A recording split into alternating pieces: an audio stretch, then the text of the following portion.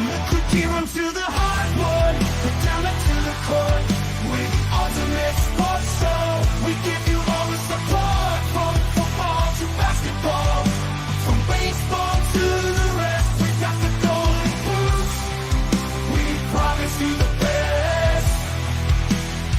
With hard-hitting analysis and in-depth interviews, we bring the excitement, we bring the news, we break down the plays and celebrate the scores.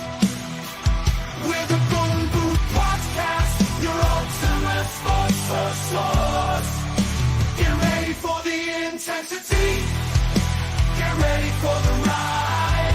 We're the kings of the sports world, we won't be denied.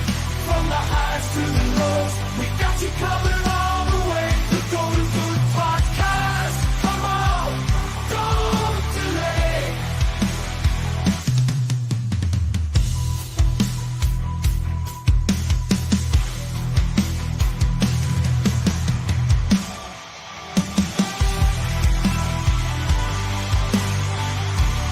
Welcome to the Golden Boot Podcast with your host, George Hancock, Cody Slavinsky, and Vandy Chris, only on the Dogs Media Network.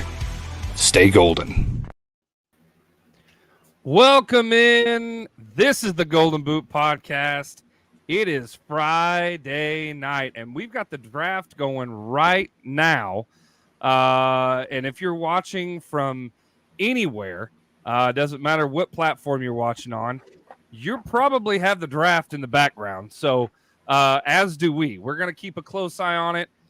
We're very excited to recap round one from last night's draft. Lots to unpack. Lots and lots and lots to unpack. My name is George Hancock. The guy to my, I guess when you're looking at the screen, my right, my left, because this guy over here is Vandy Chris. He said, I'm no draft expert. That's true. He's not a draft expert. Cody Slavinsky, he's an FWAA member, by the way. We all are. But this man is the graphics guru. All right, let's just let's set that straight there. This is the Golden Boot. If you've never tuned into the show, please follow down. Want to point your attention down to the banner down at the bottom of the screen. It'll tell you how to find us: YouTube, Facebook, Spotify. You can find it, all of our videos on TikTok. You can email us at thegoldenbootpodcast@gmail.com. We're on Twitter. Find us. Special thank you to our sponsors. I'm really excited tonight. So I got to ask before we get started tonight, because I want to know, you guys watched the draft. You guys watched everything kind of play out. Chris, Cody, what were your reactions? I mean, we know who was going to go number one. Yep. But I don't think we knew anything really after that. I mean, I felt like Jaden was going to probably go number two. I wouldn't have been surprised if it had been like Drake May or someone like that. But I really thought that Jaden was pretty much set in Washington. I know there was all kinds of rumors and stuff going around about Caleb not being the number one pick, and he's trying to tank his stock and all this. And yeah. Clearly not the case. And everything seems to have worked out. I think that some fan bases are overreacting to situations. Hint, hint, Atlanta Falcons. But no, some teams have been making some moves. I'm very excited where the Raiders sit right now. Man, Brock Bowers, let's go. But no, I really think that there has not been an absolutely horrid pick yet. Yeah. Gotcha. So they're not great. Well, Chris, what was your first reaction to the round one of the draft? My first reaction was, what in the hell are the Falcons doing? My second reaction was, the Minnesota Vikings won round one without question. I mean, the Vikings did make some good picks. I'll give you that for sure. We'll see how they plan out. Sarah says, has Spencer Rattler been picked yet? I haven't seen him come up. A quick run through of that. I don't believe he has. I'm looking through. I don't think he has. He might have. No, I don't think he has yet. No. Nope. Not picked yet. Spencer Rattler is still on the board. I think So he'll there go you in the go. second round. Well, it's already. They're in the third round now. Okay, so third round then. Third round.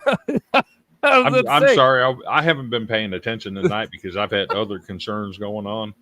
Yeah, I know you. Well, that was what I was going to get into. So tell us, Chris, and show everybody, because I'm, we always want to, put our best foot forward to throw out thoughts and prayers to people who are in need. And tonight, there's a lot of people who are in need. So, Chris, go ahead. So it started out, I was on my way home and I started getting notifications that there was a potentially deadly tornado in Nebraska. Mm-hmm.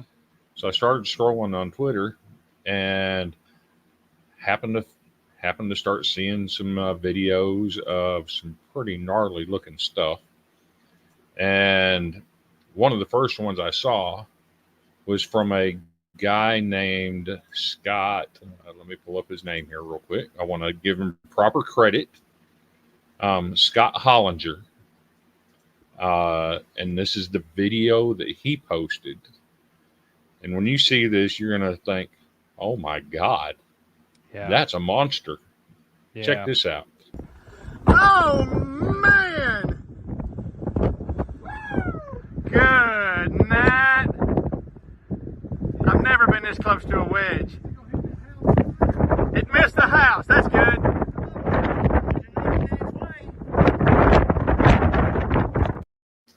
Look how big that thing is. A monster. By all indications, according to radar estimates and everything, that's definitely within the top 5 of the most powerful tornadoes to ever hit the United States. It's insane, man. Wow. So it was F5? They haven't rated it yet, but I'm sure it will be. I mean, it looks like it. It did get part of Omaha, Nebraska. Oh, no. The Elkhorn area, significant damage there. So, being in Omaha, I grew up in Southwest Iowa. So my immediate concern starts going for my neck of the woods in Southwest Iowa. My best friend, half of my family lives in Southwest Iowa. So I started following along and watching the live weather chasers, like Brandon Kopic and Vince Yeti, Ryan Hall, Chris Hall, guys like that do this for a living. And they happen to be in a town right next to the town that I graduated from. I graduated from Manila High School. Oh, yeah. They were in Harlan, Iowa, and posted this video. Oh, my goodness. Wow.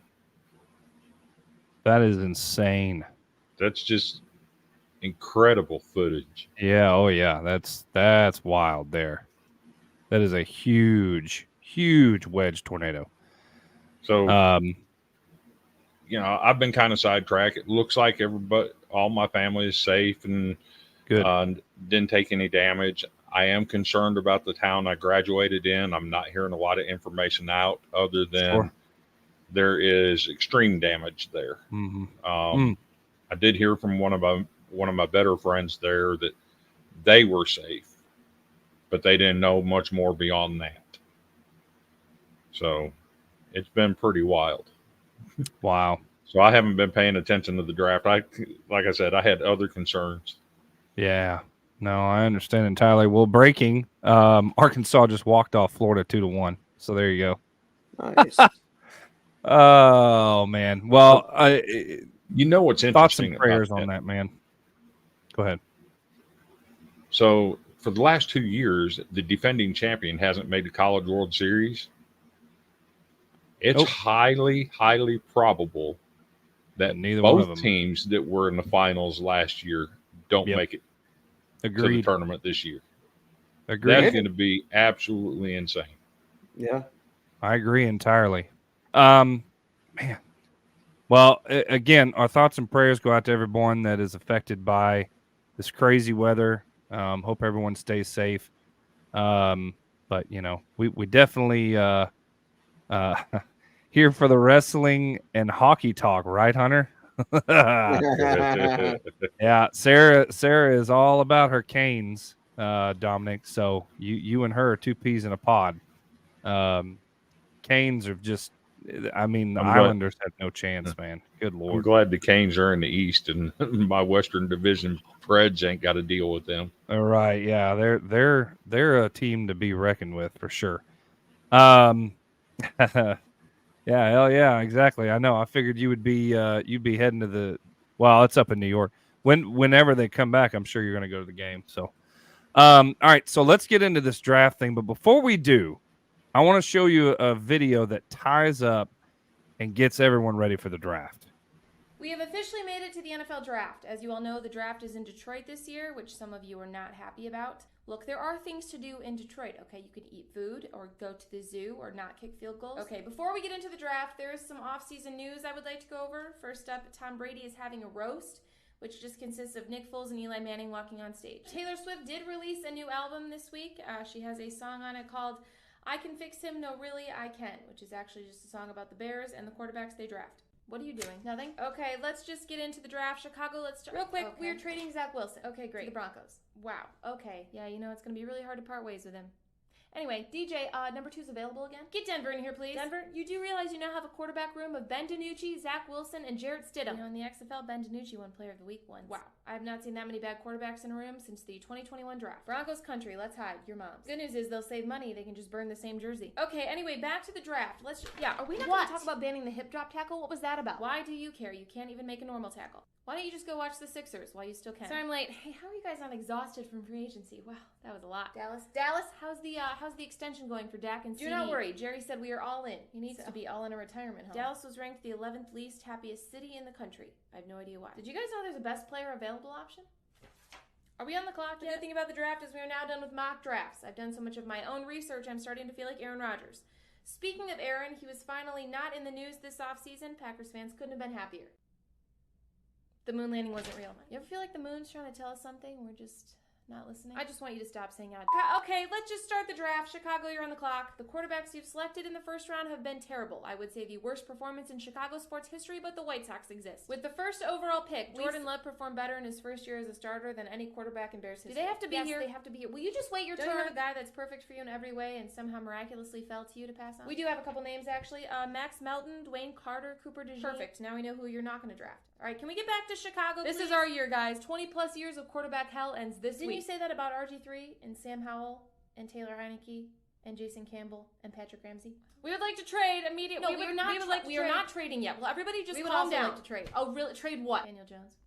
What did you do to him? Nothing. He looks like a deer in the headlights. Well, he also does on every third down, so. Why is Adam Gase here? Will you just get Danny Dimebag out of here, please? Yeah, can we just talk to Drake just for a quick second? No, you're not even. Drake. Okay. How much would you like to be a Patriot? I would literally rather throw to anyone other than Kendrick Bourne.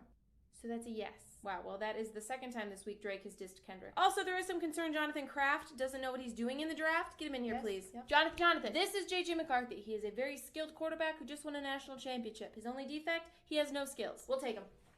This is a snake draft, right? Get out! We do not know what's... well, don't worry. You'll probably have a top 5 pick next year as well. Okay, we're almost done. There are 3 top receivers on the board still. Does anybody need a receiver? Anybody? No one? Oh, those are some big names still. Okay, we'll take Joe Alt. Get out. Yep. Josh can't throw interceptions if there's no one to throw to. All right, that's it. We're done. We still have not made our pick. All right, just make the pick. Okay, geez. J.J. McCarthy. Whoa, what? I'm sorry, you're taking who? Who did you get this from? I found it. Somebody stole something from me. Doesn't feel good, does it?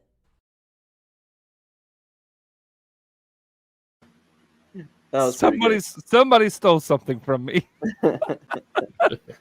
If you've ever seen the movie Draft Day, that's straight up took from that, and that's a fantastic movie. All right, so let's get into this thing. Of course, we got icebreakers. We got some stuff to talk about. Right? What? The Giants just picked Kentucky's QB. Okay, cool. I mean, can't say I would have. Okay. Dominic said that was fantastic. It was fantastic. I agree. I don't remember her name. but her TikTok channel is hilarious, especially during NFL season. All right, so surprise, surprise, right? Round one, we saw a lot of things that we knew was going to happen, and we saw a lot of things that we did not know what was going to happen. So, with that being said, let's get into this thing. Round one, the number one player overall, Caleb Williams. No surprise there, right? We knew that was going to happen. We had there was speculation that he was going to, try and hold out from Chicago or whatever. Chicago didn't balk. They had many trade offers. They said no. Do we think this is a good pick, and is he going to be successful at Chicago? Good pick.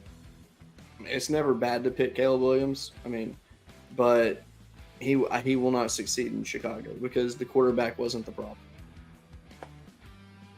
Couldn't have said it better myself. Chris? Hot take. Caleb Williams will be out of the NFL in 4 years or less. Oof. Wow. I don't know if I go far. He is a weak-minded person. Mentally, he's not tough. He reminds me of Vince Young. And we all know what happened when Vince Young had a crowd boo because he made a bad play. He went into hiding. He got benched. He got cut from the team because he wasn't good. His mentality wasn't there to be an NFL quarterback. I have a feeling Caleb Williams is going to do the same thing. Here's the thing. All right, and this is where I was trying to reason with myself here. Is it the smart pick for Chicago? Absolutely. I didn't really.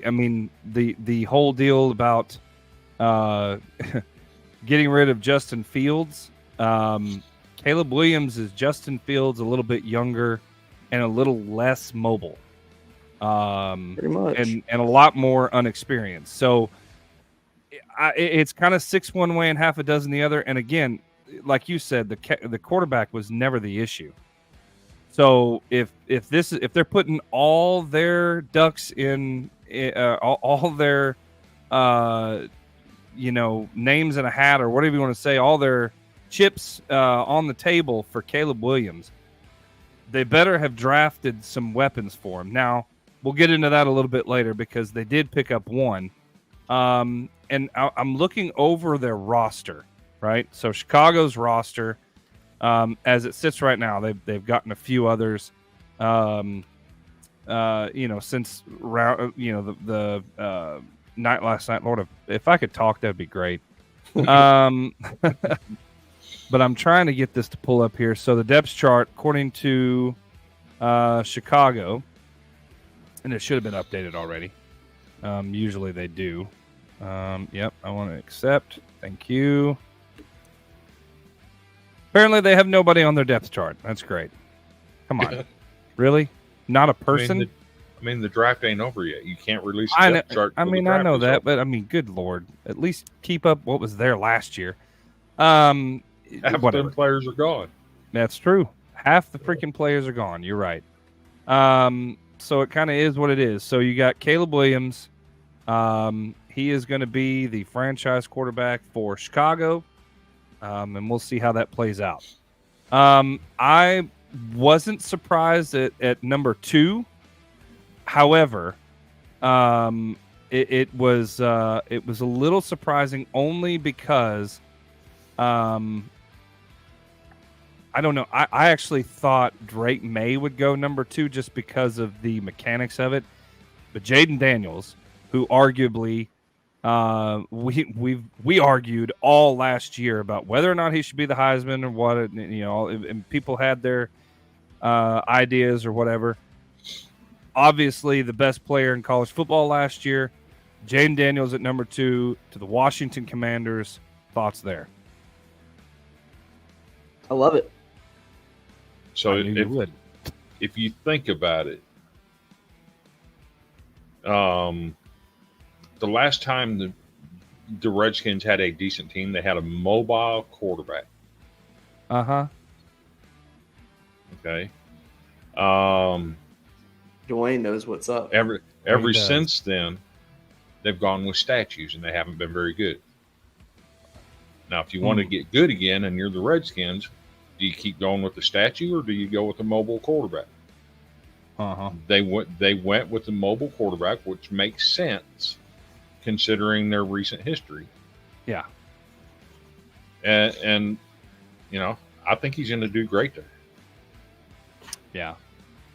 I could see him really being successful in Washington. They've got a lot of weapons, and they're trying to build a successful team around them. They've got, you remember, I mean, they've been down at the bottom picking higher in the draft for several years in a row. They've got some big men on offensive line. They got some big defensive guys.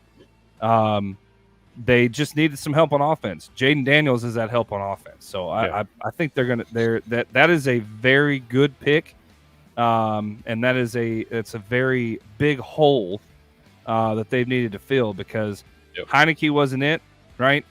Alex Smith definitely wasn't it. A few years back, you had quite a, I don't even remember how many quarterbacks they've been through since then, but there was just a lot of, you just saw this. It was like a revolving door of quarterbacks. So Jaden Daniels, I think, is the safe bet for Washington. I wish, which I know it's Friday, so he may be in UFL, but I wish. What's his name? No, not JQ. Chris Joseph. Thank you. I almost said Joseph, and I was like, "Who the heck is Joseph?" Chris Joseph. Yeah, he's a big Commanders fan. Want to know his thoughts on that, so maybe he'll jump in. Number 3, the Patriots pick up Drake May, quarterback, North Carolina. Were you surprised at this at all? I know that the Patriots wanted a quarterback. Drake was obviously the next best option, I would think. But I was kind of thinking that that either JJ or Penix would kind of be in the play here. But Drake May at 3 overall to the Patriots. What are your thoughts there? Yeah, I mean, with Drake May, I think he's a good quarterback. The only problem I have with Drake May is I feel like he is Mac Jones with a Drake May jersey on. Yes. For the Patriots, unfortunately. Yes. And at the end of the day, if Mac Jones didn't work out, it's one of those 6 one way and half a dozen the other kind of things. That being said, though, I do think that Drake May has a higher ceiling than Mac Jones. I would agree with that. I think that's a fair statement. Yes, I mean, Drake was great in college. I could only imagine what he would have done with more talent around him. So the thing with Drake May, he was good when North Carolina had the solid running game. When they couldn't get the running game going, he wasn't a guy that could carry his team. Yeah. Because, see, I look at it like this, too. Like, the numbers that he put up, you look at Jaden Daniels' numbers this past year, but he threw to 2 first-round wide receivers. Also, another fun fact, Jaden Daniels is throwing touchdown passes to 3 first-round wide receivers from this draft. Remember that Ricky Pearsall and him played at Arizona State together. So. Okay. Yep. So, Drake May, number 3, number 4, we all expected him to go high. Marvin Harrison Jr. Sure. And I actually have something on that I want to show you guys. There is a actual picture of Marvin Harrison and his new quarterback standing side by side together. There we go. Marvin Harrison Jr. and Kyler Murray on the field at in Arizona. Matt seems to think he's going to be a star. Yeah, he could be. We'll see. He could be. So the thing with Marvin Harrison Jr. also is the fact that this offensive style that they play with Kyler Murray, this could really benefit him a lot. Yeah. So he might, this is crazy to say it, but he might actually have attention from and support from his teammates, unlike what he just came from. So that's it. I get the intrigue, Yeah. My concern is, as a senior, he regressed. Yeah. Yeah. But Yo, the JQ. quarterback play he had this year was just not good, even though it was his high school That's true. quarterback. That's And true. he put up solid numbers, but yeah, he definitely regressed. But it wasn't all his fault. Cameron, good of you to join us. You did a fantastic job on Draft Dogs last night. Kudos to you, man. Round of applause. You and Brandon both did a fantastic job. Good to have you in here, man. Really, really good stuff. So if you didn't get a chance to see it, there it is. Marvin Harrison Jr. and Kyler Murray on the field. Sure. Coming to Arizona Field near you. Oh, man. I had I to. love I that saw combo. that, and I was like, Plus, I also watched his dad play, and Mhm. he's not his dad. He's not his dad. His dad Yeah. was something special. his dad was something special. I agree entirely. He said, right on, bro. Appreciate it. All right, so we moving on. Joe Alt, number 5.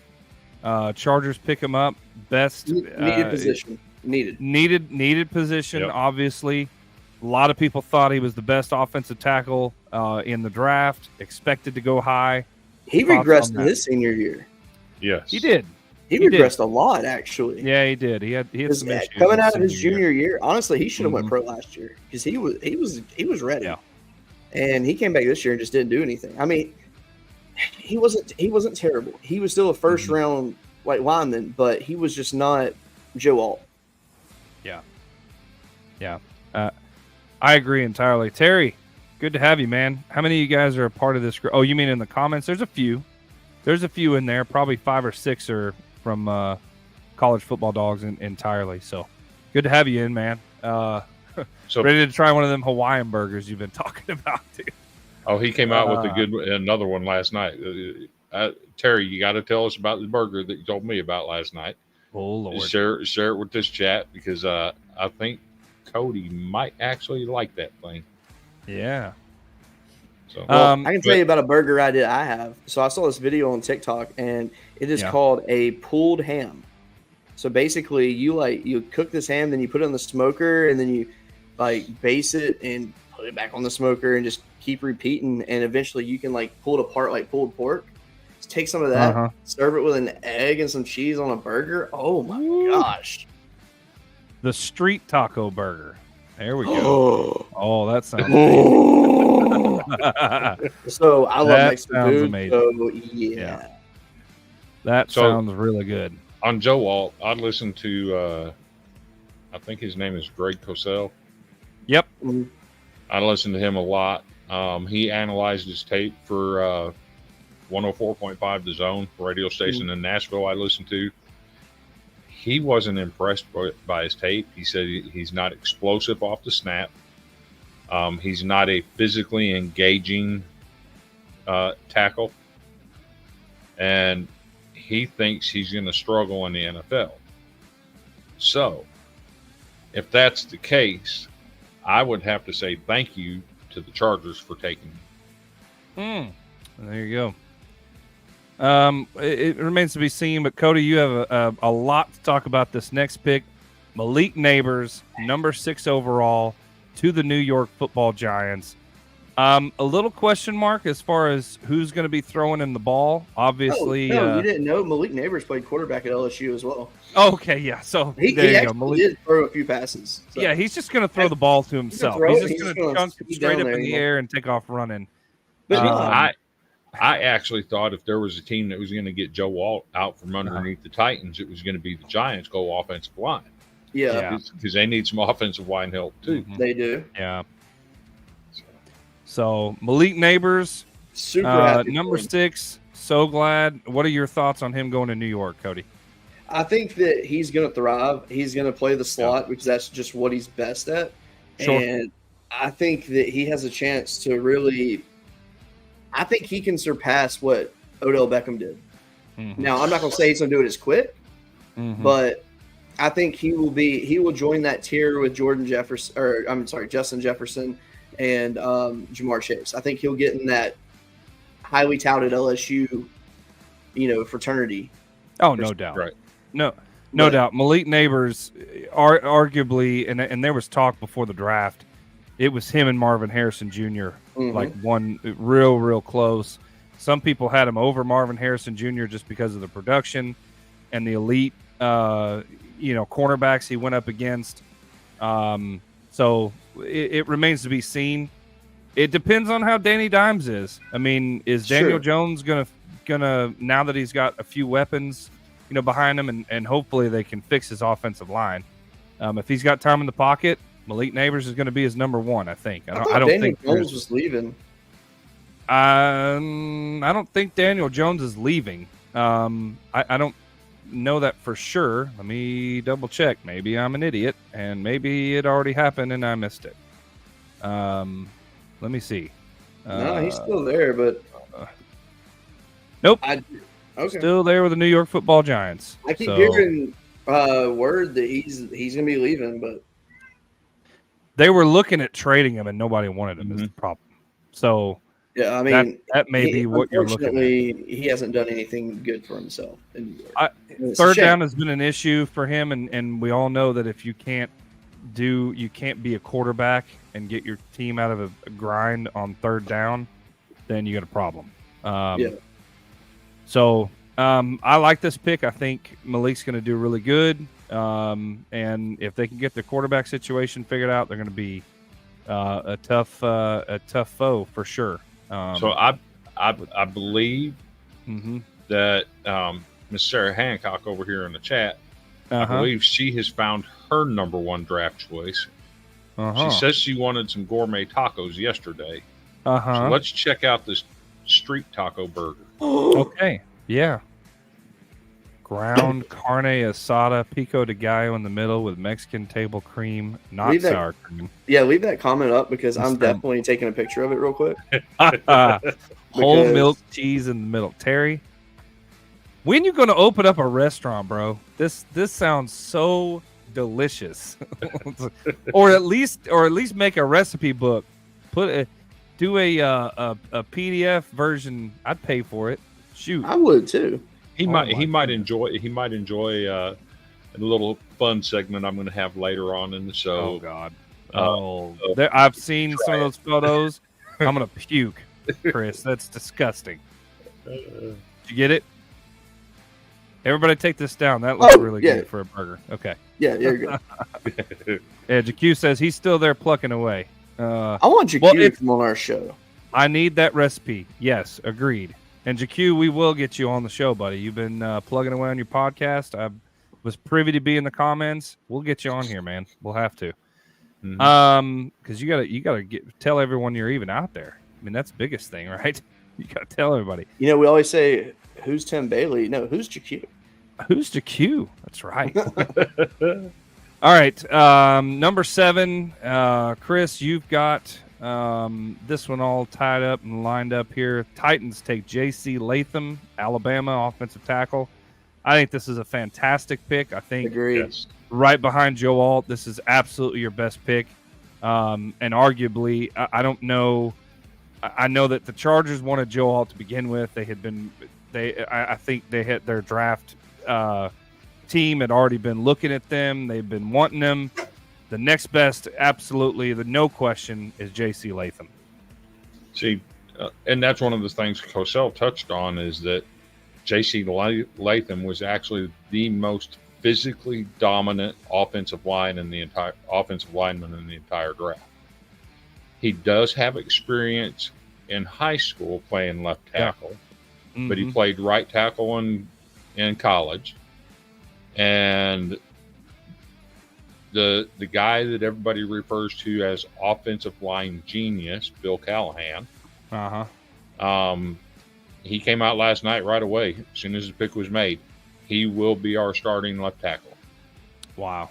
So if that guy's saying it, and he's that physical, I'm here for it. Yeah, I mean that's the biggest thing. So Terry might have had the greatest idea ever, by the way. Yes, I noticed that. Yes, I got to come up with 32 recipes so we can have a first round draft. Yeah, yes. Agreed. That would be fantastic. All I right, had to so sample them all those so I could do a mock draft before. exactly.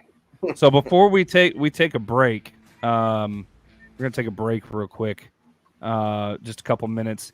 So thoughts on J.C. Latham, Cody? You agree with that? Great pick. Love it so much. I think that this is definitely a piece that the Titans need to move into the future.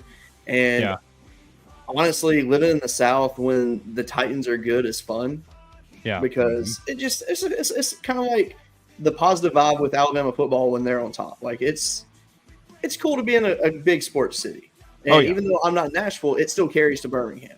Right. So I mean, like it's always good. But this is a piece that A++ rating on that one. This is perfect too, because this is exactly how I planned it. So we're gonna take a quick break, and then we'll come back to the most controversial pick in an NFL draft, I think, in history. I don't even know. It's so good. It's a good pick, because and that's the thing. We'll get to it in a minute. There's just so much to unpack on this. But when we come back, we'll dive into the 8th pick of the NFL draft. And then you'll meet Mel Kiper's doppelganger when we come back. Right here on the Golden Boot Podcast. Stay golden. We'll see you in a few.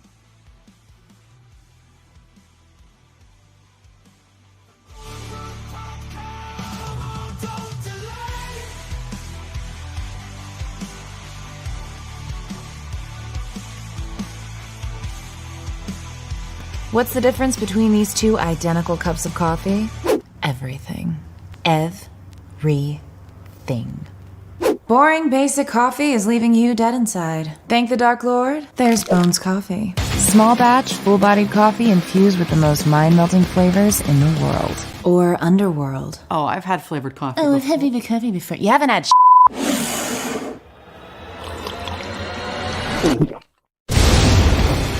Welcome to the highly caffeinated, slightly wicked, and immortally delicious world of Bones. Our mad coffee scientists have twisted nature to their demented wills. It's alive! With frightfully delicious flavors like from dusk till donuts. It's a taste I can really sink my teeth into. Mint invaders. I don't mean to probe, but how did you make this coffee taste like ice cream? And electric unicorn. Like eating fruity cereal. Yeah! At Bones Coffee, we'll try just about every flavor combo out there. Cannolis, salted pretzels, strawberry cheesecake. The ones we love are made into small batches, roasted to order, and delivered directly to you. But the others... Rest in peace, Beanfish. We've got over 30 killer concoctions. So French press that link to find your new favorite coffee. There's more to life than pumpkin spice. But yeah, we smashed that pumpkin too. We also have comforting classic coffee if the flavored stuff is too scary. At Bones, our beans are complex and multidimensional. I have opinions. Which makes for rich, smooth, jaw-droppingly good joe. Stop drinking hot bean water and resurrect your caffeine routine. You can Bones at home, Bones at work, or Bones during your commute. Go to bonescoffee.com and check out our thousands of spooktacular 5-star reviews. If committing to On the College Football Dogs website, you'll find a main page that features some of our biggest and newest stories. Our conference pages for content related to your favorite team's conference. Our team store, where we have products that are available all year long, as well as gear available for a limited time only. Our podcast page, where you can see when one of the 12 plus College Football Dogs podcasts is streaming live on social media. Our subscription page, where you can join our Discord. If you're interested in becoming a contributor at College Football Dogs, email us at info@collegefootballdogs.com. If you enjoy any College Football Dogs content, we really do appreciate any donations you can make by visiting the donate page on our website or scanning the QR code here. Yo, what's going on? This is Jacob Hester, former LSU running back, here to tell you about a brand new college football podcast, the Golden Boot Podcast. Give it a listen, give it a try, give it a follow. They're going to work hard to be your new favorite podcast. Here to From the cookie room to the hardwood, down to the court, with the ultimate sports show. We give you all the support, from football to basketball, from baseball to the rest. We got the golden boots. All right, welcome back to the Golden Boot Podcast. Thank you, sweetheart. Bringing me cookie dough and I guess Dr. Pepper in my cup. Yeah, she likes you thick, George. Oh, yeah? Check this out. Golden Boot Podcast Cup. What? Yes. Dude, that's sick. Uh-huh. Oh, my gosh. Coming to a store very near you, you can get this thing, and I'm pretty excited about it. It is my cup. And maybe we can talk to the people involved with all this, and we can see about maybe there being a possible a special coupon code from time to time. Yeah, maybe so. Oh, maybe so. I'm pretty excited. That's my favorite. I like Dude, that. that's awesome. Seriously. I don't know where she got this teal straw, but it works. It makes it pop. I like it. It does. It does. It does. It does. That's a name I TJ, ain't how's heard your in a mama? while. No, you said it wrong. Huh? Who's your mama? Who's your mama? Oh, okay. I thought you Not meant who- how's your not mama? Like, who's. how's your Who's. mama? Who's? So, fun fact: did you know his daughter actually was a freshman softball player at LSU last year, Oh, or a year God, I'm before? One of the two. God, And I'm then getting old. she transferred out. But yeah, I I saw him at watching- games. I was like, what? crazy. I That's remember watching crazy. him as an adult play for Oregon State. Yep. Golly. All right, God. y'all ready for this? Let's jump back in the draft. Yeah. With the number 8 pick. You've seen it. You witnessed it. You realized, oh my God, what is the Falcons doing? Michael Penix Jr., quarterback out of Washington, is picked at number 8 overall after handing Kirk Cousins $180 million over 4 years. They go before Kirk Cousins ever sets up on the field and get his successor. Now, a lot of people are upset with that. A lot of people think that's the dumbest move ever. There was absolutely not a lot of support from Falcons fans at all. And I mean at all. So this kind of shakes down exactly what happened. So check this out. All right, listen up, Atlanta. You guys are officially on the clock for the 2024 NFL Draft. You have 10 minutes to make your selection. Hey, thanks, but that's not at all necessary. We're actually ready to go right now. We are? Yeah, we'd like to take Michael Penix, please. Okay, I'll let him know. What the hell was that? We got your successor, Kirk. Isn't that great? My successor? I'm here for 4 years. Yeah, and remember what happened with Jordan Love and Aaron Rodgers? I don't think I have to remind you directly. You do realize at that point Aaron Rodgers had been in Green Bay for like 15 seasons, right? So? He wasn't just signed to a 4-year, $180 million deal with $100 million guaranteed. All right, and I don't know what you want me to do with this information. Do you not see how big of a brain-dead fucking decision this was? Honestly, instead of drafting me a weapon or protection or something for this team to use while I'm here, you guys drafted a player you plan to use 5 years from now. Precisely. Is anybody gonna say anything? Hell yeah, brother. I haven't even played a game, and I am embarrassed to be part of this franchise. Yep. So there's a lot to unpack there. Well, actually, I've got more. So this actually came from the desk, trying to explain and give a rundown on the situation. The Falcons drafted drafted Michael Penix Jr. That has nothing to do. I am such a huge fan of that kid. I want nothing but success for him. He is incredible. But they just signed Kirk Cousins to a 9-figure deal. I just reached out to his agent, Mike McCartney. I'm sure Ian's talked to him as well, but he was not given a heads up. Kirk Cousins was not given really a heads up on this whole thing. So he's sitting at home and just hearing Michael Penix Jr.'s name called. But it's not like it's not like Penix is going to, and I don't know, but Penix might want to start right now. So yeah, the word is that Kirk Cousins had no idea that they were going to be drafting Michael Penix at all.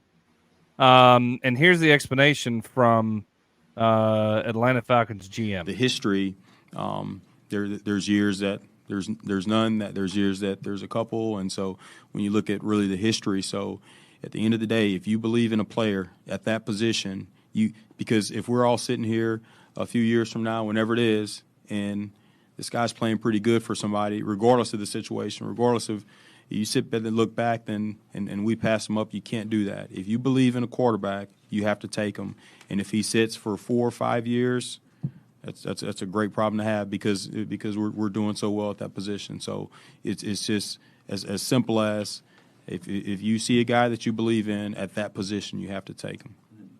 I'm Joe Patrick from 19 Game, by the way. How do you coach Mike coming into this position? How do you integrate him? Like, what is his role going to be with the team? You get him in. Like I said, he's got a great guy that he can model his game after. He has a great guy he can model his process out there. He got a great guy that he can model everything about. Kirk Cousins is absolutely phenomenal from when he came into this league until now. And, he's in a position that he can just go follow and do the right things within our building, do the right things within the structure of learning our offense, and put himself in position to go out there and try to be the best version of himself, And that's all he needs to do, just be the best version of himself for us. So they've taken basically a page out of the Packers playbook. Drafted, now it's obvious. Now I say that they didn't just trade a major team for their franchise quarterback for 4 or 5 years, and then turn around and draft a successor before he even hit the field. That didn't happen. But they didn't tell Kirk Cousins that they were doing this. So basically, they Rodgers'd him, right? I mean, that's basically what happened. Atlanta Rodgers'd Kirk Cousins. So I don't know. This is a crazy situation. Now, and I don't know. I didn't have the video, but did you guys see when the pick actually happened and him trying to explain to what's his name, to Arthur? Arthur Blank, yep. The Arthur Blank, why he took Michael. It was blatantly obvious. The Falcons GM was trying to explain his job, and trying to say, because he pulled him aside and he did like this. You could tell he's doing the sales pitch of explaining exactly why this took place. When Arthur Blank single-handedly put together an $180 million deal for Kirk Cousins. I don't know. I'm Falcons fans, Andrew. I gotta hear it from you, man. Do you like this pick? Do you not like this pick? There was just a lot of disgruntled Falcons. It's a fans. great pick. It's a smart pick. Not. Yes, it is. It's so good. Okay, I look at it like this. Kirk Cousins is only so far on the lower end of his career. It's a perfect situation for him to be a mentor for Penix. Because for all we know, Penix will be the starter by midseason. You just never know. Okay. J.J. McCarthy was still on the board, number one. Number two, Raheem Morris is 21-36 in his lifetime as a head coach.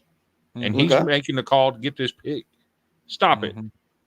Now, consider the fact that in the national championship game, Michael Penix's arm was falling off. He was hurt. They had to pull him from that game because he was so hurt. Yeah. So now you've wasted first-round money on an injured quarterback that you plan to sit for 4 years for a coach that's 21-36 in his lifetime. Yeah. You are stupid. We gotta clip that. Yeah, we're gonna have to clip that. Lord have mercy. That might be the dumbest pick in the history of dumb picks in the NFL. And when I rank that pick, crazy. it's up there. It's up there with the LSU quarterback that went to the Raiders. No, it's not that. It's up there with the USC quarterback. I'm drawing a blank on his name now. Mark Sanchez? No. Or Matt Leinart? No, back in the 90s. Oh. Todd Rim, whatever his name is? Nah, I'm drawing a blank. Todd Marinovich? Todd Marinovich, that's it. Todd Marinovich, yep. Todd Marinovich, Russell. It's up there in history as being one of the dumbest picks in the history of the NFL draft. Well, he can either look really dumb, and because Kirk Cousins has major success in Atlanta, or he could look really smart, and a third of the way through the season, Kirk Cousins breaks something in his body, and it has to be. Here's what Atlanta has effectively done. They went out and got Desmond Ridder. They give him 1 year with no weapons, no offensive line, and a horrible freaking coach. And you're going to hang up on a first-round draft pick that quick to go get an injured quarterback? Stop it. Yeah. It's pretty crazy. It's pretty crazy. What do you guys think in the comments? Put your this is the most well, let me ask you this. Is this the most controversial pick in recent, like, let's say in the last 5 years in the NFL draft? Probably. No. Really? Okay. Name me another one. Isaiah Washington. Isaiah Washington over who? He was a first-round draft pick at left tackle for the Titans, and he was out of the NFL in less than a year. Oh. Yeah, okay. They knew there were problems at Georgia with Isaiah Washington, and they ignored it and took him. Well, okay, but I'm saying a popular controversy. I'm talking about throw out busts, throw out, whatever. I'm talking about as far as right now, before we see any proven talent on the field, before we see any body of work. This, to me, is one of the most controversial picks that we've seen in recent draft. Surprising, yes. Controversial, Well, or you could go. You can take another Titans pick, Jeffrey Simmons, coming off a torn ACL with a criminal record, felony. Yeah, and taking him in the first round. Now, to his credit, he probably should have never been charged with a felony on that case. And, he's made good on it. But that was controversial. Yeah. Yeah. And just to let you know, I do have some insider information on what Atlanta plans to do moving forward. I'm hearing Spencer Rattler is very much in play for Atlanta for the 43rd overall pick tonight as the team's plans for the post-Penix era. That's hilarious. And we know that they didn't take Spencer Rattler at 43, but that's hilarious. If they did, I don't know. I don't know what would happen. Oh, there's another pick out there that is equally shaking my head at. Well, let's hear it. Bo Nix. Yeah. In Denver. Speaking of that, I got you here. Look. I really hate to be the dude that fucks with us. You think? I mean, hell. Yeah, buddy. Oh my God. Lord have mercy. Yeah. Which one is Zach Wilson and which one is I think the skinny beanpole guy is Zach Wilson, I would assume. Man. Harry says, you want to know a stupid decision Tampa made passing up on Deshaun Jackson to draft Josh Freeman? when they could have kept Jeff Garcia. Yeah, that's a good one actually. Because Josh Freeman, he was fine at Kansas State, but he was never like. I never thought he was really anything special, and then in the NFL, he just met expectations. Yeah. Yeah. Well, as the draft continues to spiral out of control, this gem, dogs in Atlanta watching the Falcons select a black left-handed QB named Michael. Oh, that's just horrible. Oh my God. Michael Vick is not going to be How funny would it have been if they would have let Michael Vick make the draft pick for the Falcons? That's just awful. That's terrible. Mm-hmm. Or shame. Kirk Cousins and Michael Penix Jr. next year. If you've ever seen Any Given Sunday, yes, there you go. Yes. Mm-hmm. That situation just absolutely came to fruition. Yep. And here you go. That's it. Any Given Sunday is a great movie. It is. It's a very good movie. Oh yeah, here you go. Here's Mel Kiper's doppelganger. Separated at birth. I love it. Damn. Some things you just cannot unsee. Nope. That absolutely looks. I wish. You know what I wish? I wish I had the video. Remember when Mel Kiper first came on the scene, and they're they sitting. He's a talking head, and they're. I think it's a terrible pick. That's a typical Colts move. Blah blah blah. And the Colts coach just ripped it. Who is this Mel Kiper anyway? This is a guy that never put on a jock strap. He has as much education to make a pick as my neighbor does, and he's the postman or something. Oh gosh, it's great. But yeah, that's number 8, and that's about as crazy as you're gonna get there for sure. It's just pretty crazy there. Let's see if I can find. Yeah, that's all I got. Okay. Well, I just lost everything I had. That's weird. Well, I'll pull it up for you, sir. Go for it. Yes. Next pick in the draft, number 9. The Bears get Caleb Williams some help. Yeah. There you go. Rome Odunze. All my stuff pulled back up. Woo! I got panicked for a minute. I thought I lost all my videos. I lost all my stuff. Oh my gosh. Yep. So with the number 9 pick, Rome Odunze goes to Chicago. Yeah, and you add that with Keenan Allen and DJ Moore. That's a solid little setup for Caleb Williams. It is. They better have some offensive line. That's all I got to say. Because if he doesn't have time to throw the ball, it's going to be the same situation as he had in USC. Yeah, absolutely. So, but that being said, though, Odunze is the key to Caleb Williams' success. Yep, I'd agree with that. I would agree with that. I mean, he did it for Penix. Yeah, I would have picked with that. I would absolutely not argue at all.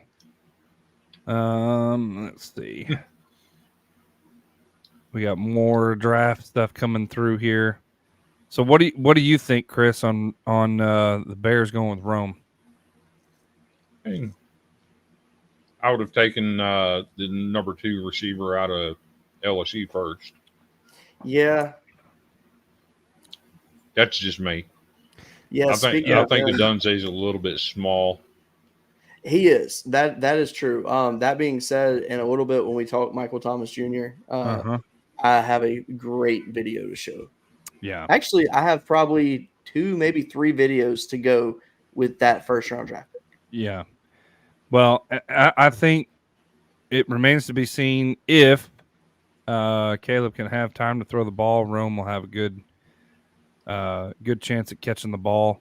What does Caleb look like nowadays? Like, what kind of clothes does he wear? Oh Lord. Well,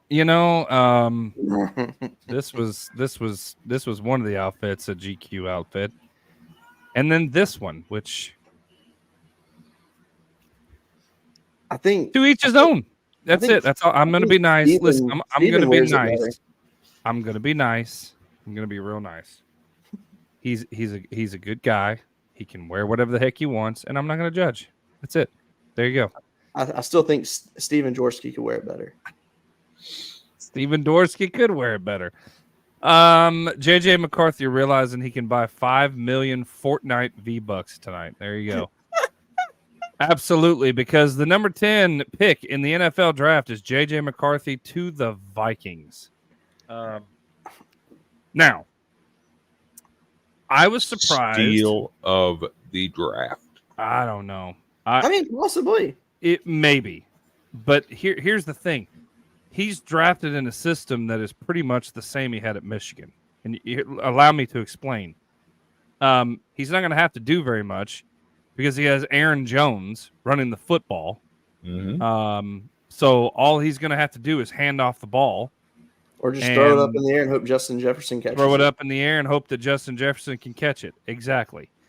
So, I mean, is it a better situation for the Vikings than Kirk Cousins? If you listen to all of the talent scouts, they all say without question, this dude is legit. Well, many of them had him at number 1 as the best quarterback available. We'll see. I mean, so you put him in that. Yeah, Go you ahead. put him in that system with those weapons. You couldn't ask for a better situation. Well, he's going to have to be developed first. I don't think he's going to start. I think he's ready to start on day 1. No. Nope. According to the scouts, he is. The scouts can say what they want, but here's the thing. I know that the Viking system is extremely complicated. And not to mention, I mean, I don't see unless something drastic changes. I don't know. I mean, they brought in freaking Sam Darnold, which he's not going to start. I mean, he might. JJ McCarthy is going to start on day 1. Book it. Well, He very well could. He very well could, but I mean, I feel like he was held back at Michigan. I mean, that system. I mean, he played the system perfectly. He won a national championship. But I do feel like he wasn't able to showcase his true abilities at Michigan. Yeah, it's going to be interesting for sure. I don't know. They just everybody looks at the numbers that he had at Michigan. He wasn't asked to do much. He wasn't. Because you had 2 top flight running backs behind you. Mm-hmm. Absolutely. And you had one of the greatest offensive lines ever assembled. People can argue that, but that offensive line at Michigan last year, absolutely stunningly good. They were dominant, very dominant. There was no question about that. Right. So he's going into the perfect situation. I think the Vikings won the first round last night. Wow. Easily. Okay. Yeah. And then maybe, but we'll see for sure. But I don't know. It remains to be seen. GQ says NFC North is new AFC West if these rookies pan out. Yeah, I'd agree with that. Terry says Atlanta just traded for Matthew Stafford. Holy crap. Then he goes, nope, I lied. I think he said last night on Villains that the Chiefs had traded for T. Higgins. Yeah. Mm-hmm. That would actually be a cool pickup, though. That's great. Number 11, Olu Fashanu. I hope I said that right. You did. Penn State tackle. Great pick for the Jets. Yes. A left tackle to protect Aaron Rodgers. Great pickup. Yeah, there's not really much to say on him. It's just A+. That's a good pick. I don't think Aaron Rodgers is going to be playing much football. He will. He'll play for a couple more years. I don't think he's going to play much football. He will. He'll play a couple more years of the Jets. He may not play Might much get more, hurt again. but we'll see. He's too busy with the ganja. I don't think so. He'll play. He's doing some weird stuff nowadays. He's doing some very weird stuff. And another just head scratcher of a pick, Bo Nix to the Broncos at number 12. Now I don't know if it was because he was available or if this was what they were going for the whole time, but you just got Zach Wilson, which I mean we all know how that panned out. And you got another quarterback in that room, and now you take Bo Nix. He fits the system very well. Sure, except the system didn't work. Sure. So he fits the system, but the system's broken. The Broncos were terrible. That had a bad quarterback. That system, let me remind you, that system produced one of the greatest quarterbacks in the NFL history. Amen. It's not the same system, though.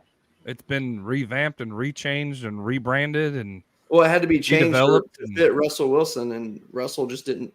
He never got it. Right. So my take is, I don't like the pick personally, but with Sean Payton for the last 9 months saying Bo Nix is the guy for this system, Bo Nix is that man. Bo Nix is who I want. Nobody in their right mind thought the Broncos were going to walk past Bo Nix at that pick. Yeah, it's pretty wild for sure. I didn't think he was getting down that far, to be honest. And I honestly didn't think Denver was the one that was going to take him, but here we are. So I think he does fit the Payton system, like the Big Ten backers are saying over here. Yeah, but I'm not sure that you can take a rookie, and he's not your average. He's not your normal rookie, 21, 22 years old. He's older, but I'm not sure you take a first-year NFL guy and put him in that system, and you're automatically successful right away. Yeah, see, that's Broncos probably wanted Penix. Yeah, that's true. I agree with that. Broncos should have thrown in the towel on QB and tried to fix the rest of the team. Agreed. Yes. Agreed. Jets picked up Malachi Corley as a weapon in the third. That was a good pick. And the Cowboys continue to pass on weapons, apparently. They're playing it safe. They're playing it very, very safe. Yeah. I noticed. See, and I agree with Big Ten backers. Bo Nix is not Drew Brees. No, and that comparison, I was like, are you freaking kidding me? Drew Brees? He's not even close to the same comparison. No, you can't compare. And he did play in the cold. That's another strong point. He did, yeah. But that is true. I don't know. We'll see. We'll see. Brock Bowers, number 13, Georgia tight end to the Raiders. And I know Cody is very excited about that. I saw a lot of Raiders fans that were not. Well, the reason they were not is because they have no quarterback. Oh, but they do. So, Green Bay on the clock, kind of excited about picks so far. Yeah, me too, GQ.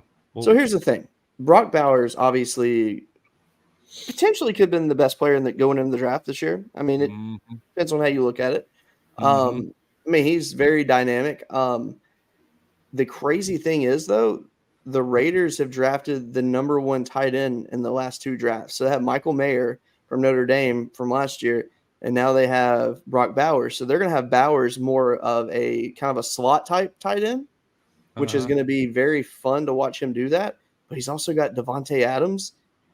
And you got to also realize Gardner Minshew, he can sling the rock.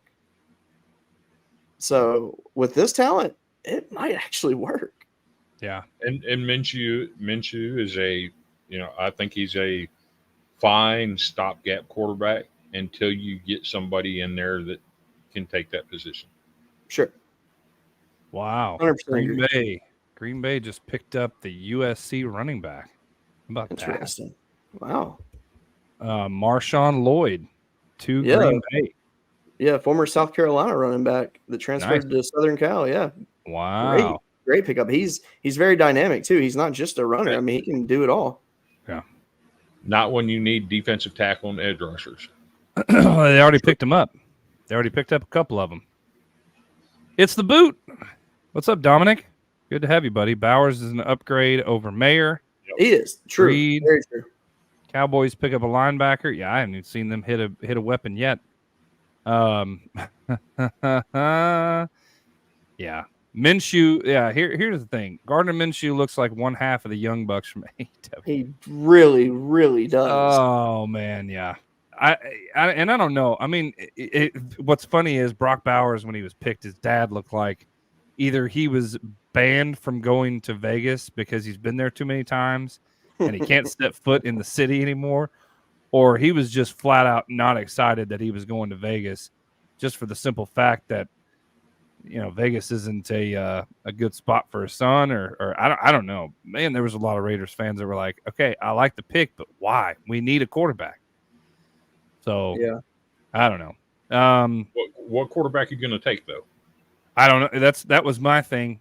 Spencer Rattler, that ain't going to work. Yeah, I mean, realistically, right now, quarterback-wise, all you have left is Spencer Rattler, Michael Pratt, Keaton Slovis, Jordan Travis, Devin Leary, Joe Milton, Sam Hartman, Carter Bradley, John Rice Plumlee. Jack. Leary's he's still listed on my board or whatever. Yeah. But Jack Plummer, Austin Reed, and Jason Bean. Yeah, and there's literally. I mean, you just don't have anything. So I don't know. Jason Bean will be a great UFL quarterback. Yeah.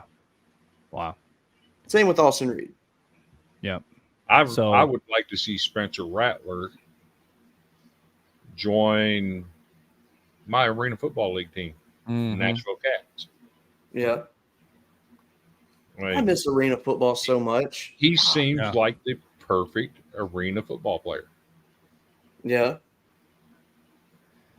Yep, and then we'll go quickly down the list here. You got Talise Fuaga from Oregon State, the tackle for the Saints. They needed somebody to help protect the quarterback there. Liatu Latu goes to the Colts, edge rusher from UCLA. The great player. They definitely needed help on defense. 16, Byron Murphy II from Texas, defensive tackle, goes to the Seahawks. The Vikings picked up Dallas Turner, an edge rusher from Alabama. Great pick. Yeah. They needed one to help replace a few guys that were getting a little older. Amarius Mims is a Bengal. Very tackle good for Georgia. pickup. Needed one badly for Joe Burrow to stay alive. Yes. Needed one very badly. Jared Verse, Florida State edge rusher, goes to the Rams. Good pick. Good pick. They needed some defense there as well. Troy Fontenot. I can't. Something in the back of my throat. I'm gonna. Good Lord, I'm gonna choke. It's Sarah's fault for bringing you the cookie dough. No, well, no, I'm not even eating a cookie dough. Washington is a guard. Great pickup there. That guy is I watched some of his film and stuff. Man, he moves people like you just open a door. That guy will just straight up move you. Great job there. Chop Robinson, Penn State edge rusher to Miami, number 21. Great pickup. They needed some more defense. Quinyon Mitchell, Toledo cornerback. Now this one, everybody was kind of scratching their heads like, why? And Nick Saban, right in the middle of the draft, said, listen, this guy, we couldn't get him to enter in the transfer portal. We wanted him badly. This is a huge pickup for the Eagles. He will do great things. This guy was absolutely a beast in college. He will absolutely fit in great in Philadelphia. So, it's funny. Everybody's like, oh, there's tampering going on in college? Speaking of that, that's a perfect scenario of reading comprehension 101. Yep. Because they automatically said, oh, they were tampering with him. Well, that's right. not what he said. No. He said we wanted him to get in the portal. All right. Yep. And he didn't. Nope, he did not. Brian Thomas Jr., LSU wide receiver to the Jags. Yep. So he'll That's have the Trevor big one. Lawrence throwing him some passes. That's good. Yep. Trevor So- Lawrence needed some passes. He needed some weapons. Needed some So weapons. This Yeah. this is a funny pick. So go ahead and move our screens over. I got a couple videos to show real quick that Oh, related. Lord, go for it. Yep. All right, so this is his parents after he was drafted. It's awesome. That's all I can tell you. It's awesome. It's an awesome feeling. Sandra, how far has this family come? We came from Baton Rouge, Louisiana. That is the greatest thing. I know obviously it's hard to hear in there 'cause it's very loud. Dude, I gotta play it again. That's just It's awesome. That's all I can tell you. It's awesome. It's an awesome feeling. Sandra, how far has this family come? We came from Baton Rouge, Louisiana. She's like, you idiot. You don't know where we're from? Like, what? So there was something that happened last night, and I'm gonna have to tell the backstory after the video. So let me see if this is part. The history. Hold on. Wrong Here one. is AEW. In many, many, many years, we are like the Pepsi of pro wrestling. Yeah. And we're up against a really evil juggernaut. WWE is our competitor. That's who we're facing. AEW, like the Pepsi of pro wrestling. WWE's like the Harvey Weinstein of pro wrestling. And I'm really proud of what we do down here. All right. I think, And, all right, Tony. All right, Tony, we're going to... Hold on, real quick. What's the prognosis? Okay. What? So backstory. Wasn't he there. supposed to be talking about the draft? Well, hold on. There's some Okay. backstory there. So Okay. Tony Khan is the son of Shad Khan, the owner of the Jaguars. Sure. Obviously, Tony is part owner. He's executive, all that for the Jaguars. But he also owns All Elite Wrestling, WWE's direct competitor. Uh-huh. And this past Wednesday on the show, he had a wrestler that was suspended and went in Japan and made like a bad guy name for himself and comes back. And it's like they were going to kind of like just squash their beef. And Tony never appears on TV. If he does, it's like a pre-recorded package. And but he was in the ring, welcoming him back and all that. And then the guy like attacked him and then I hit him in the stomach. He fell to the ground. And then like the wrestlers who was talked about earlier, the Young Bucks, came out, grabbed him. It looked like they were going to attack him. And then they like help him up and say like, "What are you doing? What are you doing?" And then they do attack him and grab him and do a crazy move, which is why he had the neck brace on. So he was selling the injury from the show. And apparently NFL executives were extremely happy about him doing that, bringing a fun entertainment value to the NFL draft. Because Okay. he's literally, I kid you not, during the draft, he is sitting next to his father in Yes. their like work area with his neck brace on. Yeah, I think that I thought I actually had that at some point at somewhere, but yes, yeah, that did happen. So funny. Interesting stuff. So, number 24, Terry Arnold, Alabama quarterback, cornerback, CB. Great Good pick. pickup. They needed somebody to keep getting blasted by Jordan Rodgers. Oh my God, Jordan Love. Lord have mercy. Okay, speaking of Jordan, Jordan Rodgers went to college at. yeah, I do. Vanderbilt. I know exactly where he went to. I didn't say it. Yeah. The 25th pick was Jordan Morgan, a tackle out of Arizona. Jordan Love needed some backup. They just got rid of David Bakhtiari. But a lot of people are kind of up in the air on this. Guy comes fresh off a knee injury. Looked good in workouts and tryouts and stuff and all that stuff. So they wanted to pick him up.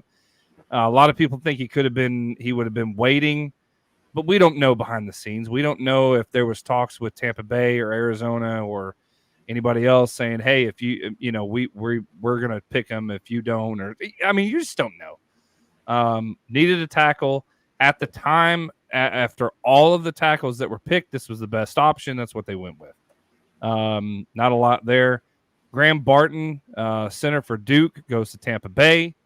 Darius Robinson, edge rusher from Missouri, goes to the Cardinals. Great defensive pickup. Now this is one that at number 28, is very interesting. The Kansas City Chiefs trade up from the Buffalo Bills to get Xavier Worthy, Texas wide receiver. Is going to be genius catching trade up passes from Patrick Mahomes. That might be the best pick of the whole draft that night, in my opinion, just because of how crazy it was. And here's a reaction. I want to show you this. Here's a reaction Buffalo fans once they figured out who they traded their pick to.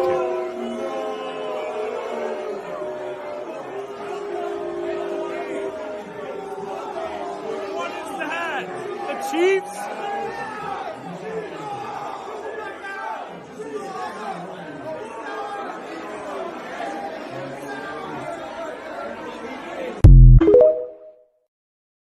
Yeah, Buffalo fans were not happy. That's become a rivalry over the past couple years since Mahomes have been there. Traded down to the Kansas City Chiefs, and the Chiefs get arguably a monster weapon for Patrick Mahomes.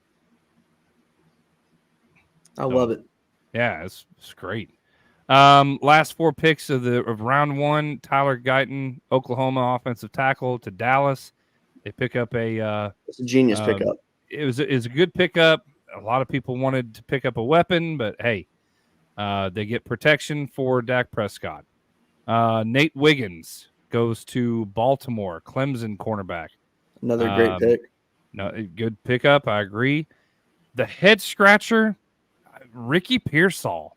I know he's a good wide receiver, Florida, and Florida fans were just tickled pink that they got a first-round draft pick out of the horrendous team they had last year.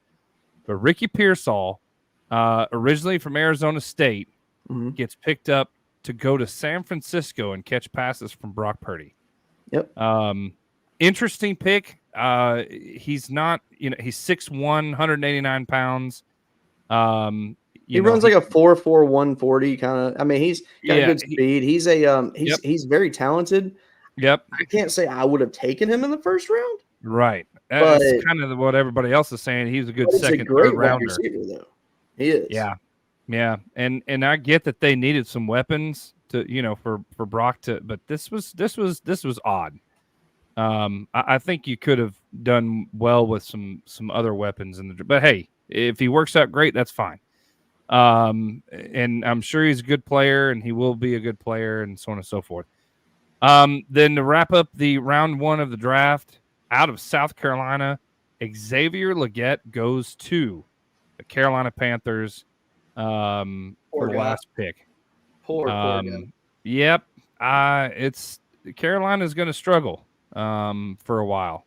Yeah. Unfortunately, I think there's still some struggle years going to be happening. So appreciate you guys hanging with us. I know it was a little bit of a little bit longer than normal to get things wrapped up on that first round. There was a lot to unwrap there. We're going to take one more break, and I'm running a little over here, and then we'll be right back on the Dogs Media Network. Stay golden. We'll see you in a few.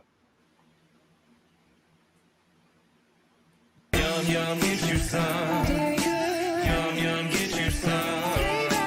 Yum, yum, get you some. Yum, yum, get you some. Dano Seasoning, food's favorite flavor. Yum, yum, get you some. I'm Joe Burrito, your favorite burrito. Whoa, whoa. Joe, we Hey. all know you're the best. What? But you can always do better. What you got? Try the new Dano's Hot Chipotle. Hey. Ooh, that's spicy. Yum, yum. Yum, yum, get you some. Malo is my French bulldog. He made my heart bigger when he came in my life. He never really liked his food. He wouldn't eat till like 10 o'clock at night. To me, it was saying, oh, I guess I don't want to starve. He was having skin breakouts, and putting the 2 and 2 together, what you put into your body is what you get out. I know that if I'm eating a bunch of processed food, I'm not going to feel good. That kind of led me to Farmer's Dog. Immediately, his skin issues went away. I love what they're doing. It's already portioned out. He's eating whole foods. It's amazing. Yo, what up? Darren McFadden here. Want to send a huge shout out to the Golden Boot Podcast, man. Airing on Mondays and Fridays, 8:30 Central Time. I look forward to catching up with you guys, man. Have a good one. Thank you, D-Mac. Welcome back to the Golden Boot Podcast. So wrapping up the round 1 of the NFL draft. What was the most surprising pick? But of course, besides Michael Penix Jr.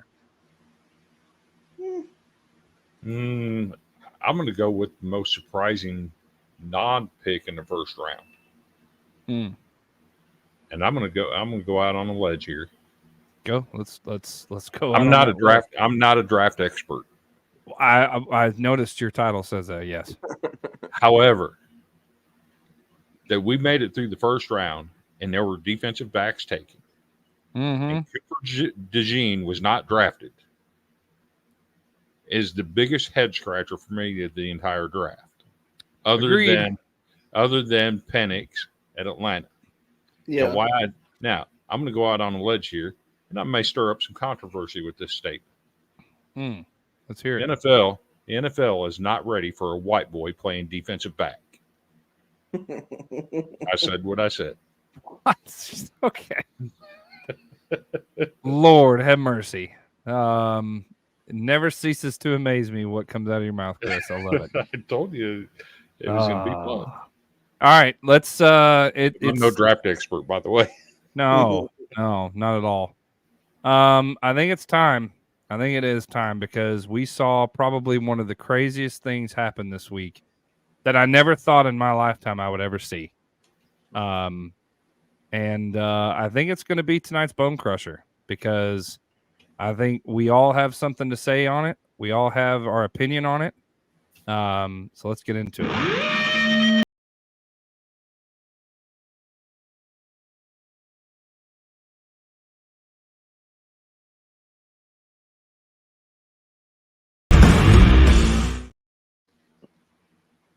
All right, here it is. Reggie Bush is granted his Heisman back from the Heisman Trust. Now, I know there's a lot of opinions on this. And we got to be nice because there are certain people, not in college football dogs, but there are certain people watching, so we have to be nice. I will be nice. But this was very surprising on the eve of the draft. Let me just tell you, there was no warning on it. There was no this might happen. There was no get ready because there's a door that's been opened. Woke up one morning and boom, Reggie Bush was walking to the podium at the Heisman Trophy Trust to get his trophy back. Now, man, oh man. Here's a very controversial thing. So it's not controversial. Well, I know, but it is to some people. So if you guys have followed us from the beginning, we've been with College Football Dogs for 10 months now. The very first live podcast we did was a cry and a plea for Reggie Bush to get his Heisman Trophy back. So it's pretty crazy that now none of us at the time thought that it was going to amount to anything. And who knows? They may have maybe glanced over our very unknown brand at the time. I doubt it. But there was just it was an opinion that was starting to get more popular and more popular. And we started to hear like-minded arguments. You had what was it? We had Johnny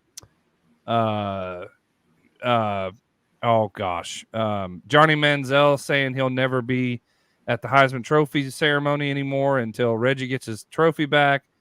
All this kind of stuff. There was a lot of support for it. Well, it happened. Reggie Bush, because of and I think the official statement was because of recent rule changes or because of the times or whatever you want to call it. That is the reason they voted to give him the Heisman Trophy that he willingly gave to them when he was taking money at the University of Southern California. So, thoughts on this in the comments? Do you agree with it? Do you not agree with it? Do you think it's a good thing that he got it back? I already have an idea of somebody in here's specific opinion on it because I don't think it's changed. Are you sure you know my specific opinion on it? Probably not. Here's the thing. I 100% was in agreement with this just because we have the NIL now. We have everything in place. We have all this stuff. And I'm good with it. Now, I will say this. I say if, now that this has happened. No, fine, Chris. You say what you're going to say, and then I'll say what I was going to say. How about that? Go ahead.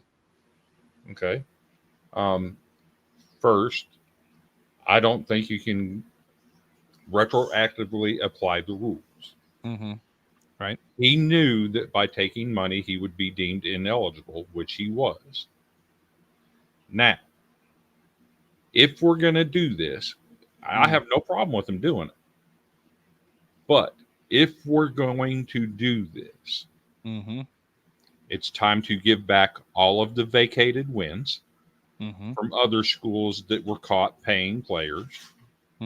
Alabama twice that I know of, Tennessee, multiple schools that had wins vacated.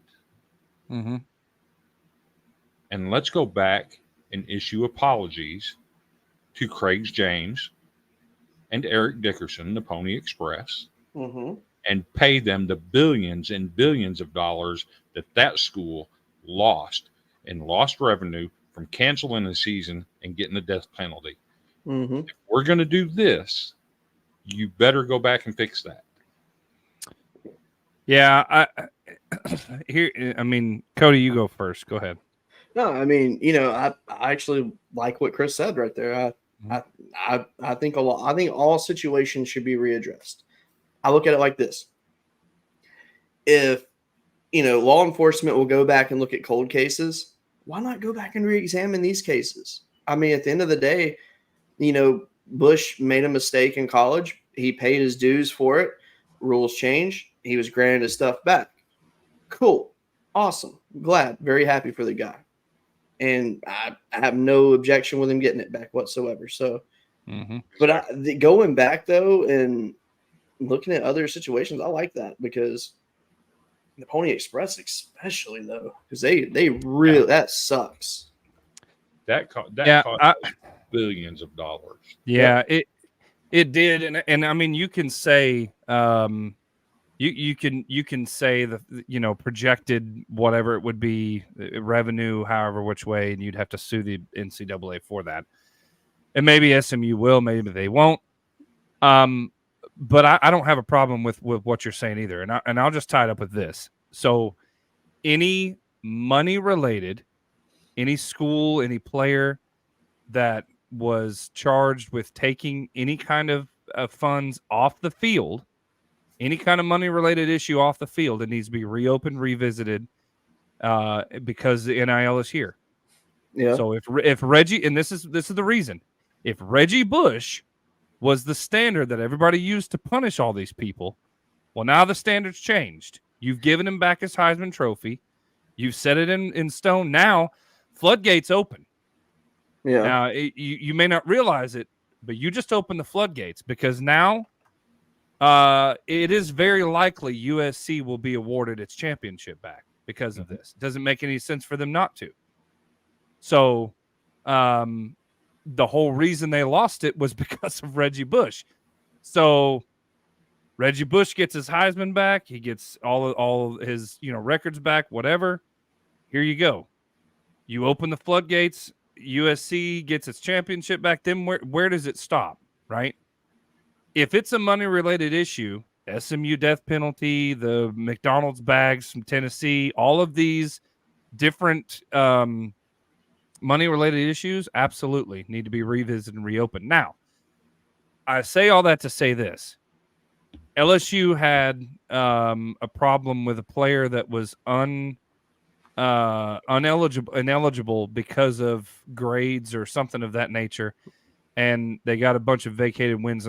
If it's not money related, sorry, that doesn't get revisited and reopened because it's not the similar situation. It's not the same situation. Now, Pete Rose. I know a lot of people are talking about Pete Rose. It's still illegal to bet. I have a hot take on that one too. I know you do.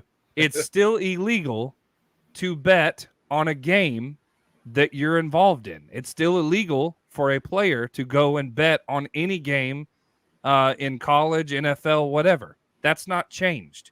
So I don't. My understanding, and of course I'm too young to even be a part of this. But Chris, what exactly did Pete Rose get in trouble for, and why was he not eligible to get in the Hall of Fame? He was betting on baseball games, but Yes. they've proven that the games he bet on did not involve his team. Well, now, yeah. Here's my hot take. Yeah. They've tracked betting lines Uh-huh. and betting money directly to games that Shohei Ohtani was involved in. Mm-hmm. They've done that. The feds were on that case for 2 years before the story broke. Yep. Shohei Ohtani admits to paying off this guy's debts. And then he retracted his statement.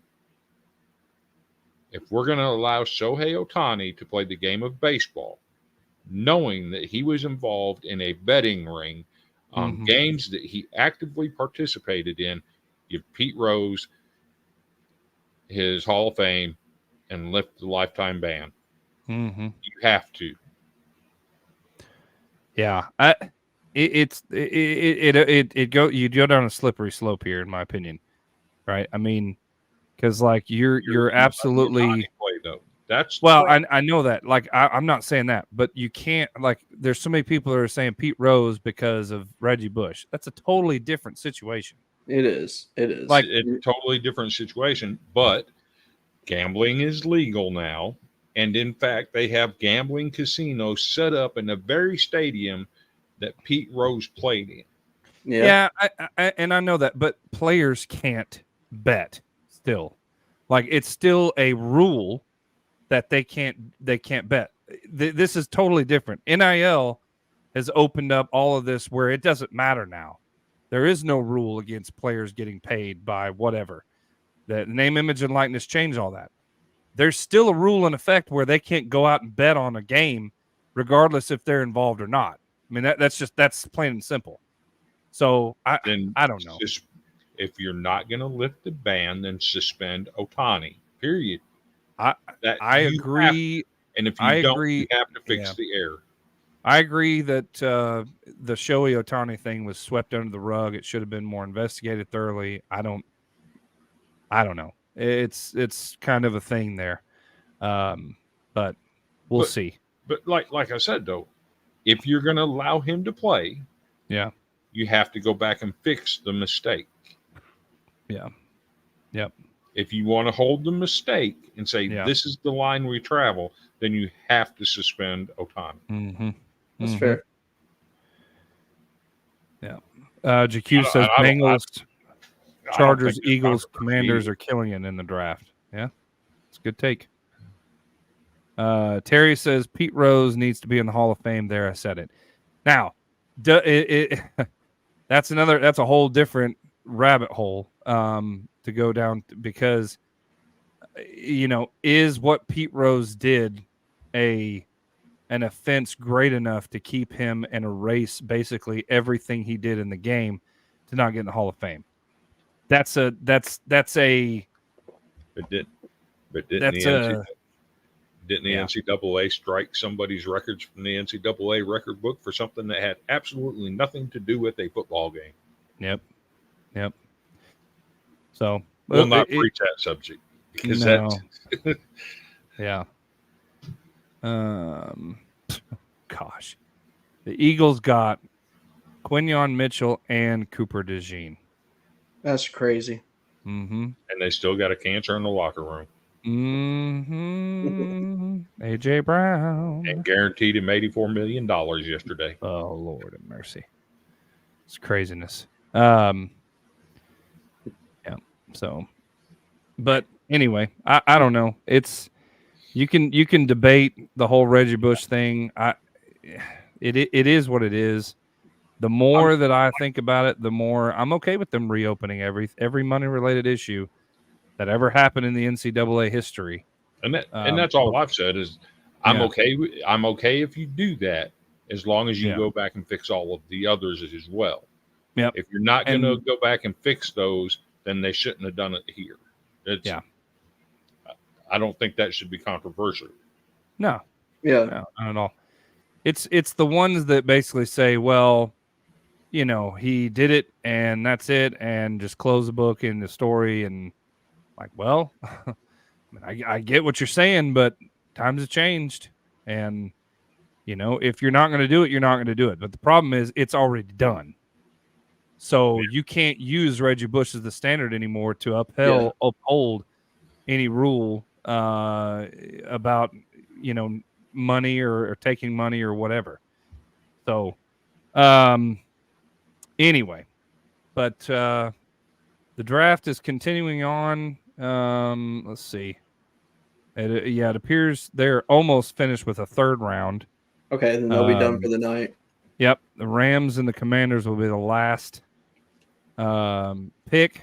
Right off the bat, I can see, man, Green Bay picked up a weapon and a defensive weapon. They got Marshawn Lloyd, running back out of USC, and Tyron Hopper, linebacker out of Missouri. So they're doing pretty good, having a pretty good draft. I'm not bashing them at all.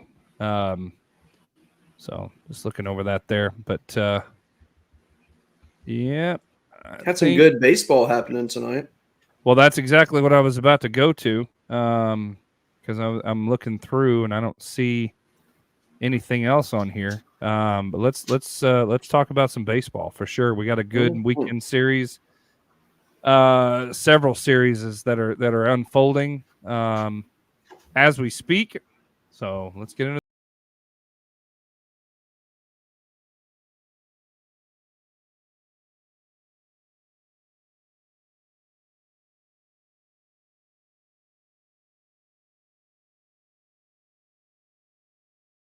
Stop myself. I like that song. Let's see here. Let me pull up D1. The only one that I know was Arkansas walked off Florida 2-1 in a pitcher's duel. Hagen Smith outlasted. I think he had double-digit strikeouts in that one. Seems like the normal. So, in a very nasty, rainy, disgusting field. It's been raining all day in Fayetteville. Nasty, muddy. The hog pen actually looked like a hog pen. so there was a lot of people out there in mud boots, and everything was nasty and whole 9 yards. But all right, let's go down the top 25. So tonight, Oklahoma State takes down BYU 11-5. Virginia squeaks out a win over Boston College 4-3. Troy takes one away from Coastal Carolina 8-6. Troy's been playing some good baseball, but it's kind of a surprise there. North Carolina 8-1 over Virginia Tech. That's at home. Duke at home against Florida State. Florida State takes the win 4-2. Good win for them. NC State over Ball State 10-2 there in Raleigh. Clemson over Louisville 12-11. Yeah, that was a shootout. That's a shootout there. Tennessee squeaks past Missouri 3-2 in Knoxville. That was a tight game all the way through. Wake Forest over Notre Dame 4-3, another squeak by game. BYU and Oklahoma State played again because of the weather, so I guess they had a doubleheader. 12-5 Oklahoma State over BYU. So they take the series in that. The Ragin' Cajuns over Southern Miss 3-2 in Lafayette there. Southern Miss over Indiana State 3-2. A little close game there. Vanderbilt blanks Mississippi State 4-0 in Nashville. Already talked about Arkansas and Florida 2-1. And there was no rosin on my pitcher's arm tonight. Yeah, is there an update on that guy, by the way? He is. Yeah, what's the update there? It's automatic suspension 4 games. Oh, so there's no around There's it. no recourse. So what he did, he had sunscreen on. Yeah, he said sunscreen, and he wiped And it he with his arm and got yeah, rosin. he started sweating, Yeah. dabbed his arm on rosin, rubbed his arm on his forehead, got the sweat on it, and it made it look like a really dark, sticky substance. Uh-huh. And all it was sweat, sunscreen, and rosin. Yeah. And the sunscreen is legal. The rosin is legal. Yeah. But it looked like something that it wasn't. Yeah. And they suspended him. You can't have rosin on your arm. Right. Simple as that. Right. Yeah. In Bryan College Station, Texas A&M over Georgia 5-2. I'm surprised at that one. Keep their winning ways there. Yeah, and the reason I'm surprised is the wind was blowing out with wind gust in the 40s. Yep. And they kept that game at 5-2. Yeah. Okay. Good pitching. Pitching had a great night. Yep, that's it. That's exactly right. Final in 10 innings. South Carolina over Kentucky 6-5. And I believe Shout out to Vanderbilt. Yeah, and I believe that was a walk-off there. 6-5. So South Carolina went into the 9th inning. It was 1-1. Kentucky puts up a 4 spot in the top of the 9th, goes up 5-1. South Carolina ties it, walks it off in the 10th. Cody said, shout out to Vanderbilt there. Let me explain. Vanderbilt holds the all-time wins record in the SEC for a single season at 26. There is no way that Kentucky can even tie 26 now. That's their 5th conference loss. The max they can do is 25. Our wins record is safe. So also have to say thank you to Tennessee for last weekend and South Carolina tonight. The previous loss record, the fewest losses in a single season, was 3 by Vanderbilt. So they went into the Tennessee series with 1. Tennessee beat them twice. That gave them 3. Well, actually, they can still tie our wins record. They could get 26, but they can't beat our loss record. I got you. Our all-time record stands 26-3, best record ever. I got you. Thank you, South Carolina. Thank you, Tennessee. What was that noise? I had to puke a little before I said it. I look like I don't one of your boys. Thank you, Tennessee. You had to puke that out. Good Lord. Yes. Oh my goodness. Now, I do have an update. I did some research. Maryland Eastern Shore. Yeah. Is at 38 consecutive losses. Wow. They're 0-36 on the season. Now, we covered this first. We've been talking about this for months. Yeah. 11.7, a national publication just picked it up this week. Saw that. We were first. Yeah. We were first. That's crazy. The record for most consecutive losses is 78, I believe. Yeah. That's a lot. Gosh. That's a lot of losses. Yep. There is one game we haven't talked about yet, though. Well, I know I was getting to it until he decided to go on a tangent. There might be a video of your team, ain't there? What team? Oh, LSU? Did I send you the video? I sent it in our chat the other night. Hold on. No. Okay. Oh, yes. Yeah, load that up. Yes, we will go into extra minutes for that. That is great. But while we're loading that up, I'll go ahead and give a backstory on what happened tonight. LSU blanks Auburn 5-0. We used 2 pitchers tonight. We used Gage Jump. He went 7 innings. He allowed only 2 hits, no walks, no runs, and he had 6 strikeouts. And then Christian Little came in to save it through 2 innings, had 4 strikeouts, no walks, no hits. And I think he only threw like 19 or 20 pitches in 2 innings. So great. That's probably the best outing for Christian Little all year. So shout out to LSU tonight. They've been hitting the home run ball quite frequently lately. We had 2 tonight, and it was just good flow for the team. So that's they've won 3 of 4 conference games. So that's definitely a trend in the right direction. Yeah, absolutely. I've got this video. Okay.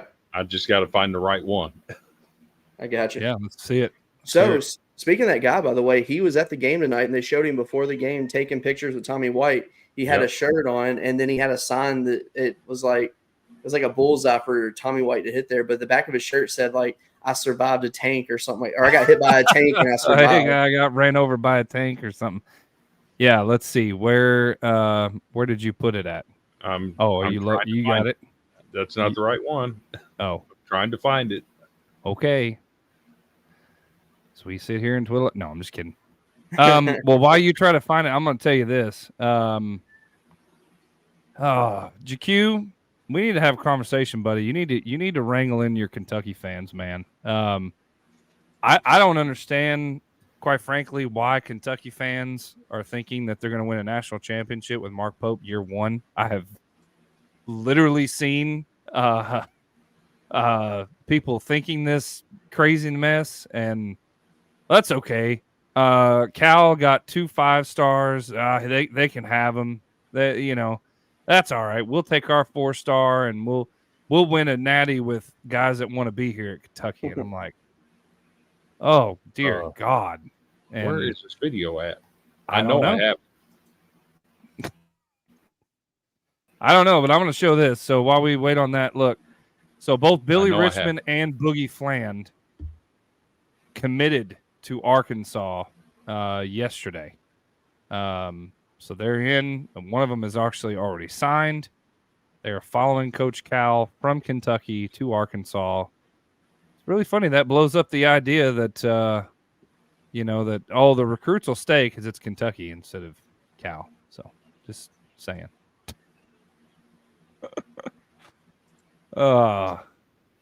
Did you get it? Did you find it? Please tell me. Hold your horses.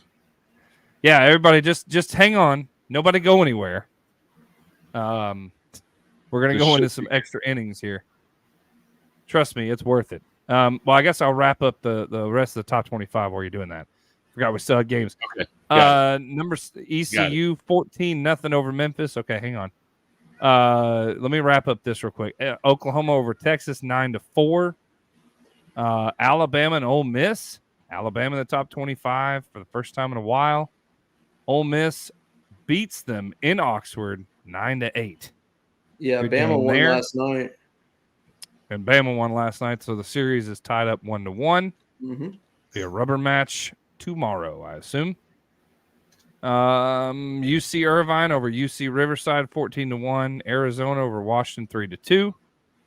And Oregon blanked by Oregon State 2-0 in Corvallis. Okay. And there you go. I think, let's see, pretty sure that somebody asked about UCLA. I didn't see a score on there. Let me look. Let me find them. In the Pac-2. Yeah. UCLA.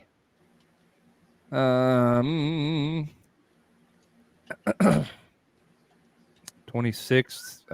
It doesn't even show a score yet. I don't even think they're playing yet. No. It just says Friday, April 26th at Utah. I don't have a score. So, no idea. I'm looking at Utah. Okay, good. Yeah, nope, nothing. I don't think they're playing yet. Maybe they're in a delay. Maybe there's something going on. I have no idea. So, there we go. Are we just naming universities? No. There's no crying in baseball. Well, we'll see if this guy cried. Let's watch didn't cry. Perfect comment. Let's see it. I mean, it was on a rope, and I've been carrying this glove with me for years, and I was like, does it hurt? It don't feel good. Josh Pearson, man, he's such a great guy. He came to toss me their their toss ball that they do in between innings. So he tossed it to me. I guess probably Friday I'll go get Tommy White to sign it for me, and maybe kiss my Bobo. Yeah, that's one way to wrap up baseball right there, buddy. Taking a 109-mile-an-hour pitch right to the dome. So I got a picture. I got a video of a home run. It might not be 109 miles an hour, but it's kind of a big deal. It's that Cody in 20 years. I don't know. More like 5 to 10. Yeah. Let's see that. That's really cool. Let's see it. Hey, James. Ready?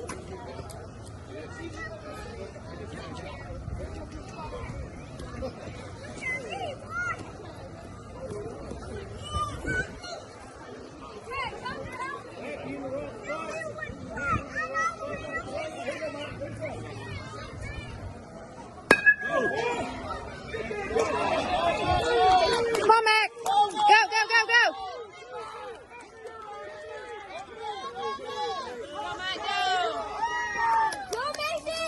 Go, go, go, go, go.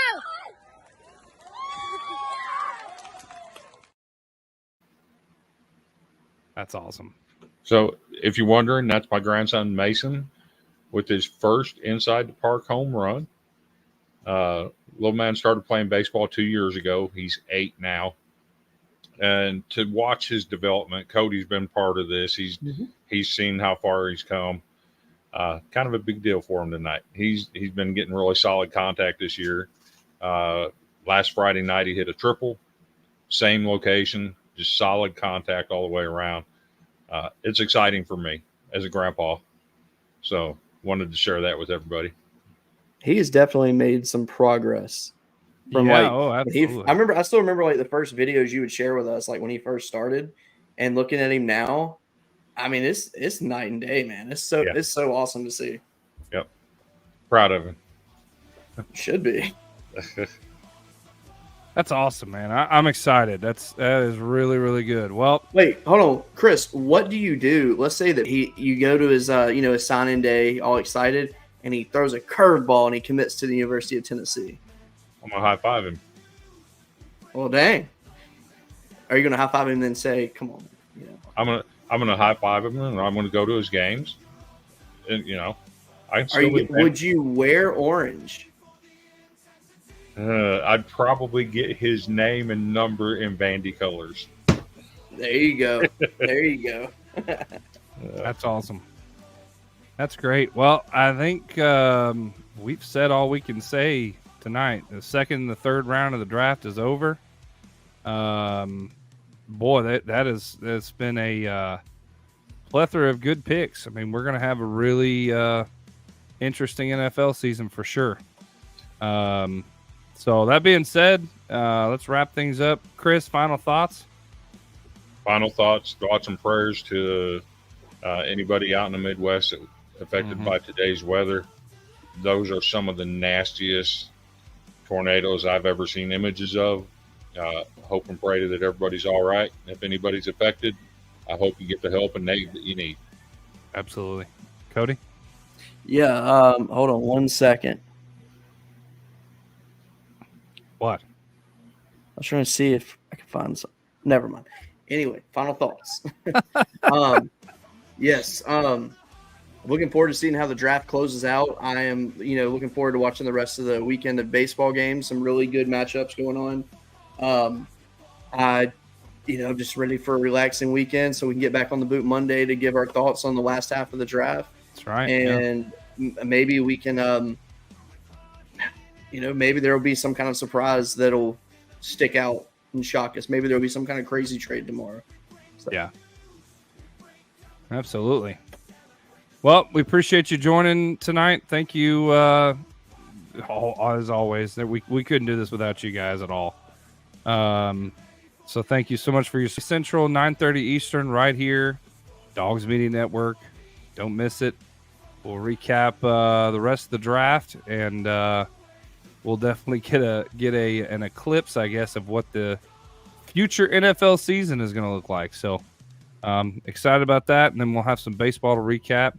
And as always, we'll be giving out our jock strap and Golden Broom Award for the weekend. So just tune in for that. Now, that being said, you guys have a great night. Stay golden. We will see you next time.